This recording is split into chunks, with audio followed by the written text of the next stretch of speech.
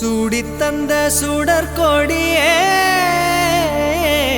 சோகத்தை நிறுத்தி விடு. நாளை வரும் மாலை என்று நம்பிக்கை வளர்த்து விடு. நம்பிக்கை வளர்த்து விடு. நம் காதல் ஜோதி கலையும் ஜோதி கலைமகள் மகளே வாவா.